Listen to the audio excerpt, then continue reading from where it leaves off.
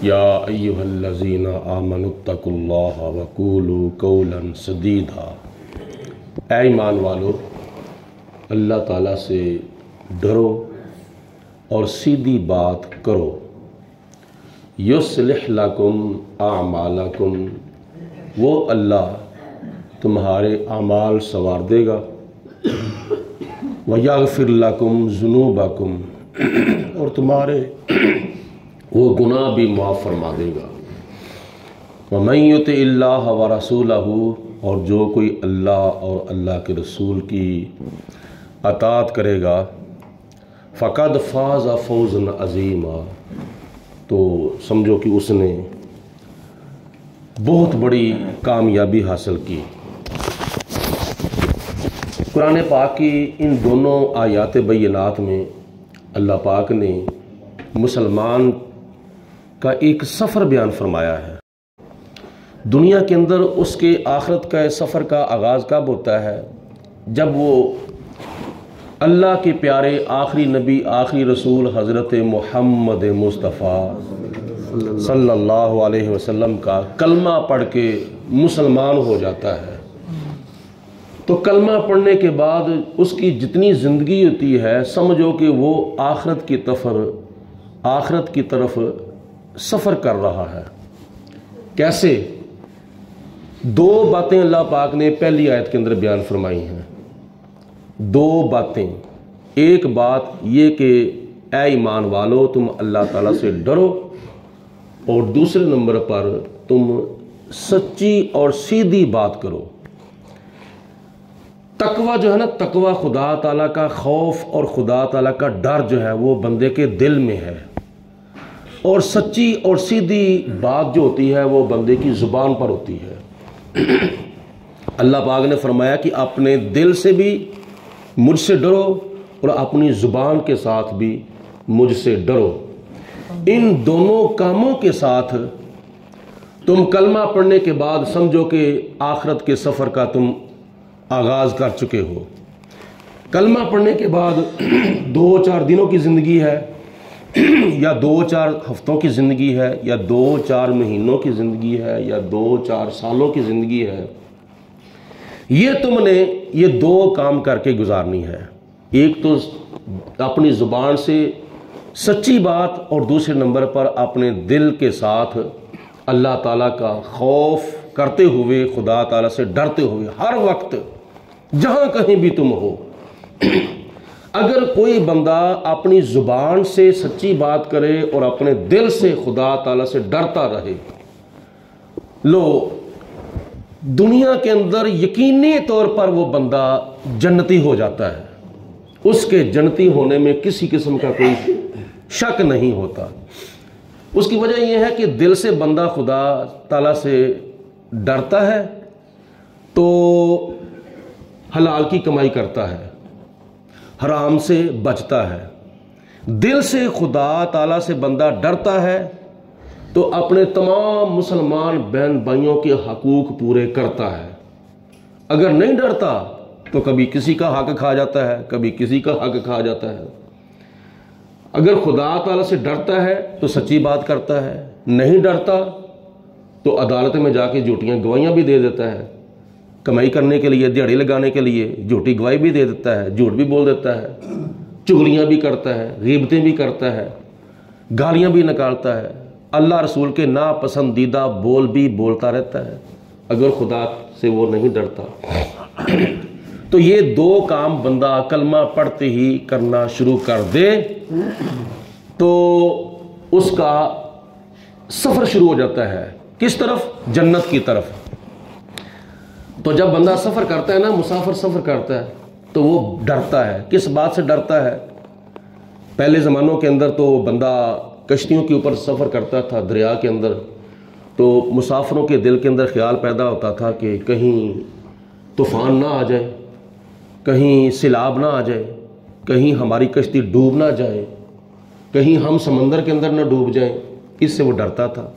और आज भी जब मुसाफिर सफ़र करता है ना तो डरता है, उसके दिल के अंदर बार बार ये ख्याल पैदा होता है कहीं हमारा एक्सीडेंट ना हो जाए, कहीं ये मामला ना बन जाए, کہیں ہمیں چوٹیں نہ لگ جائیں، یہ خدا تعالیٰ سے ڈرتا ہے کہیں ایسا موقع نہ آ جائے۔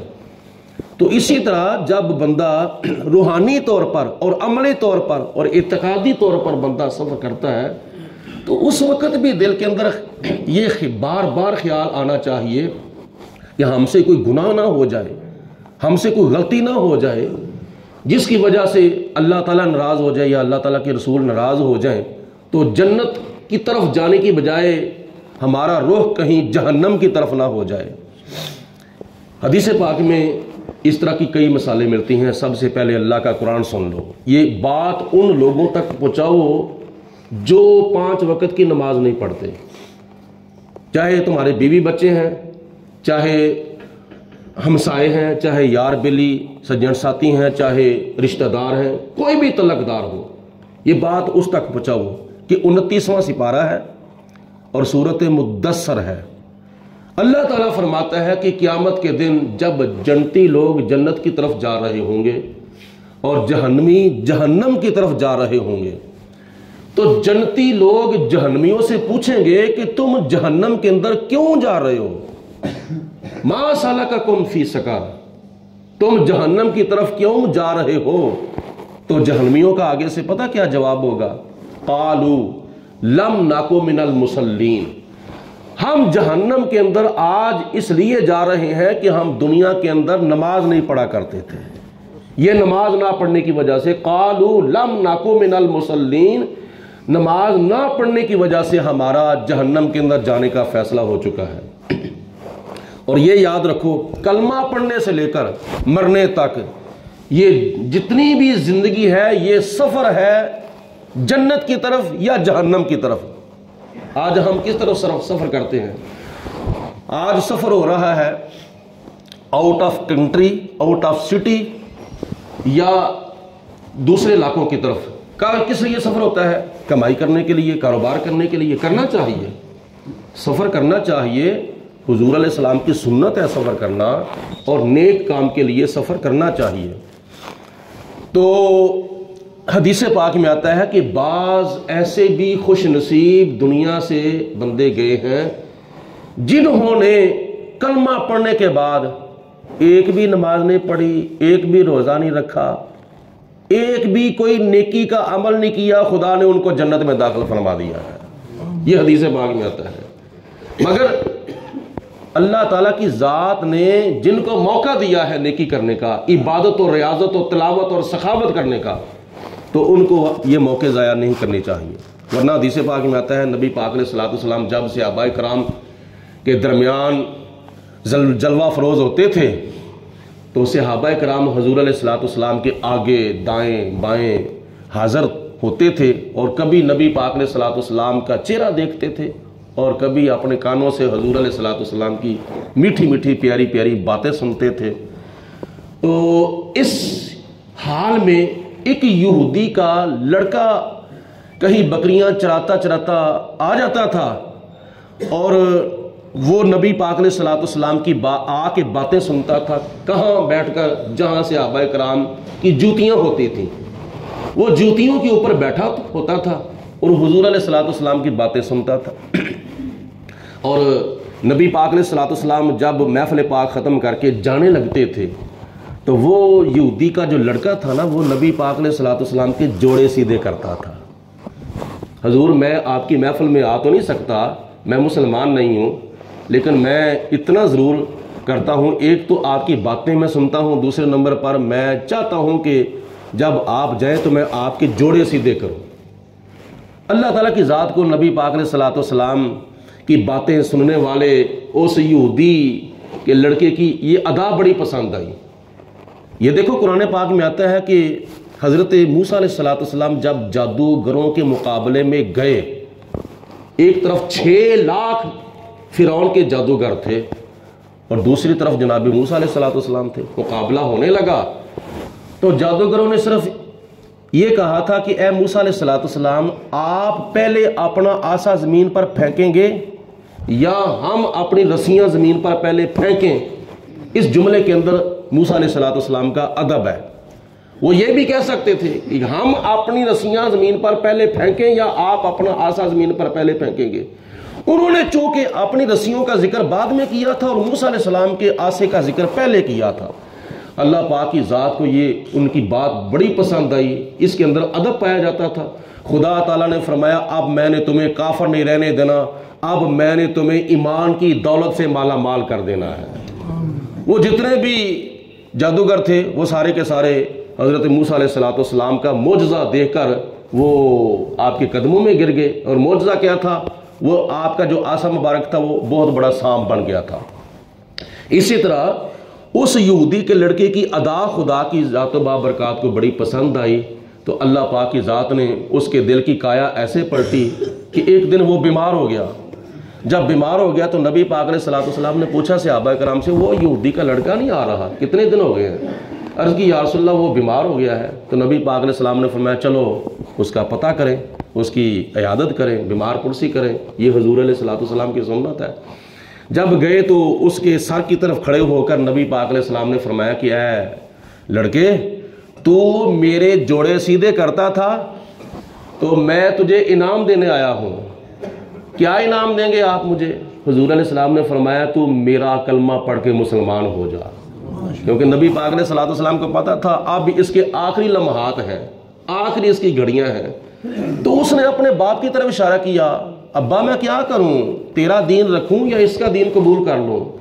تو اتنی دیر تک نبی پاک علیہ السلام نے دوسری مرتبہ فرما دیا, پھر تیسری مرتبہ فرما دیا. تو جب چوتھی مرتبہ فرمایا تو اس کے باپ نے کہا کہ مجھ سے کیا پوچھتا ہے, جو تمہارے ضمیر کی آواز ہے, جو تمہارے دل کی آواز ہے اس کے اوپر عمل کرو. اس نے نبی پاک علیہ السلام کا کلمہ پڑھ لیا. جب کلمہ پڑھا تو کلمہ پڑھتے ہی اس کی روح پرواز ہو گئی. اس نے کوئی نماز نہیں پڑھی, کوئی اس نے روزہ نہیں رکھا, کوئی اس نے نیکی کا کام نہیں کیا, صرف کلمہ پڑھا ہے. کلمہ پڑھتے ہی بس اس کی روح پرواز ہو گئی. تو نبی پاک علیہ السلام واپس جب تشریف لائے تو باہر والا دروازہ یہ کیا نام ہے وہ نکل رہے تھے. تو آپ نے فرمایا شکر ہے اس خدا کی ذات کا جس نے میری وجہ سے یہودی کے اس لڑکے کو جہنم کی آگ سے نکال کر جنت کے باغوں میں داخل فرما دیا ہے. حضور علیہ السلام نے فرمایا میری وجہ سے, میرا کلمہ پڑھنے کی وجہ سے. مطلب یہ ہے کہ جس کو کلمہ پڑھنے کے بعد اللہ پاک کی ذات نے عبادت, ریاضت, سخاوت اور قرآن پاک کی تلاوت کرنے کا موقع دے دیا ہے, ان کو موقع ضائع نہیں کرنا چاہیے. اور جن کو خدا نے موقع نہیں دیا بس وہ سمجھو ایک قدم کلمہ پڑھنے کے بعد ان کا ایک قدم زمین پر تھا اور دوسرا قدم جنت کے اندر تھا. اور آخر پہ ایک اور چھوٹی سی بات سن لیں, یہ ایسا عمل ہے آج بھی اگر ہم کریں تو مرنے کے بعد بندہ سیدھا جنت کے اندر. کیسے؟ نبی پاک علیہ السلام نے فرمایا جو بندہ ہر نماز کے بعد, پہلی بات یہ ہے کہ 5 وقت کی نماز پڑھے, دوسری بات یہ ہے کہ 5 وقت کی نماز جب پڑھے تو ہر نماز کے بعد آیت الکرسی تلاوت کر لے. حضور علیہ السلام نے فرمایا مرنے کے بعد اس کا دوسرا قدم جو ہے وہ جنت کے اندر چلا جائے گا. یہ آیت الکرسی کی فضیلتوں میں سے ایک فضیلت ہے. اللہ ہم سب کو عمل کرنے کی توفیق عطا فرمائے. وآخر دعوانا ان الحمدللہ رب العالمین. صلاۃ والسلام علیک یا رسول اللہ وعلی آلک واصحابک یا سیدی یا رسول اللہ. الصلاۃ والسلام علیک یا سیدی یا رسول اللہ وعلی اللہم صلی علی سیدنا و مولانا محمد وعلی آل سیدنا و مولانا محمد وبارک وسلم. ربنا آتنا فی الدنیا حسنۃ وفی الآخرۃ حسنۃ وقنا عذاب النار. ربنا اغفر لی ولوالدی وللمؤمنین یوم یقوم الحساب.